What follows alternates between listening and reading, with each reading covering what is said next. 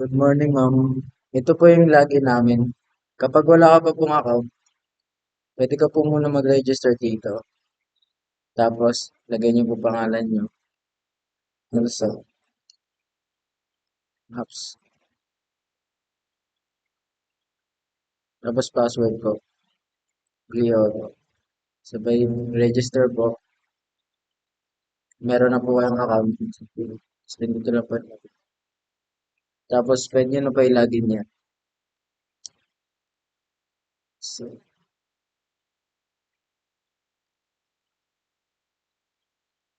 pagka-login niyo po, ma'am, ito na po yung mga product namin.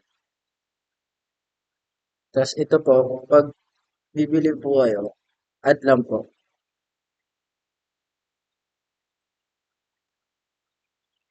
Natin. Sabay check out. Tapos, okay.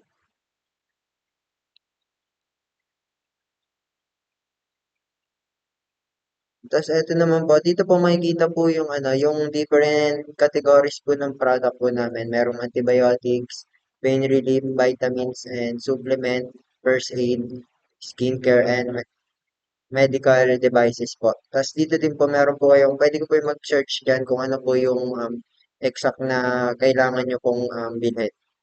Kunyari po,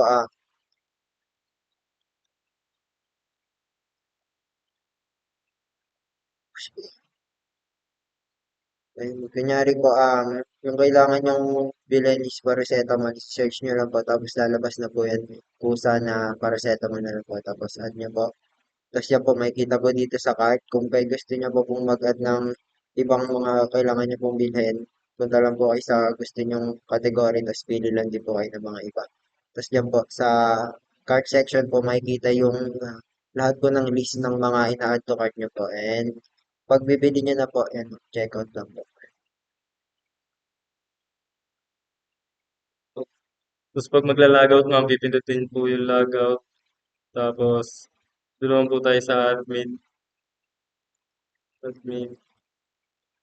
Tapos dito po, mamimili kung maglalagin ka kung user o admin. Admin. Tapos dito po may kita lahat ng stock. Mga available stocks po. Gaya po na itong amoxicillin. Meron po 20 stocks. Tapos pag gusto niyo po mag-restock, pipindutin niyo lang po yung stock. Tapos kung maaari gusto niyo magdagdag ng 5. Kusang dadagdag sa ano, stocks. Tapos, pag gusto niyo pong magbawas ng stock, kunwari tatanggal kayo ng 10, magiging 15 na lang ma'am. Tapos, pwede niyo rin pong i-edit yung ano, yung product, yung price. Pwedeng gawing 100 pesos. Expiry date, pwedeng gawing May 5.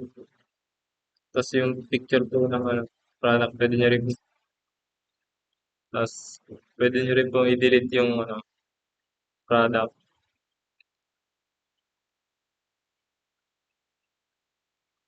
Tapos ito naman po ma'am yung mga total sales namin. Diyan din po makikita. Tapos dito rin po makikita kung ilan na po yung mga naging customer namin.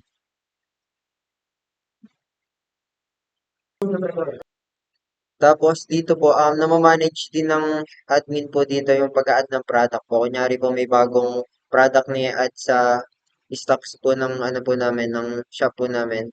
Ang gagawin lang po dito is mag-a-add ng product po. Nakikita po dito yung product name, kung ano po yung product name na ilalagay po yung price, kung ilan pong stock, and then mamimili po ng category para po dun po mapupunta kung ako po kung ano po yung product na yun. And lalagay din po yung expiration ng date.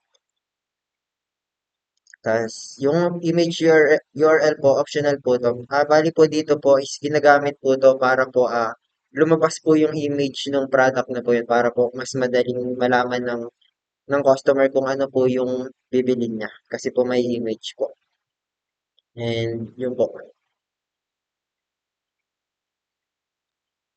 Overall, this product, ay, Overall, this project allows us to apply web development concepts we've learned, such as HTML, CSS, and JavaScript, and the use of local storage for managing product and sales. And that's it po. Thank you po.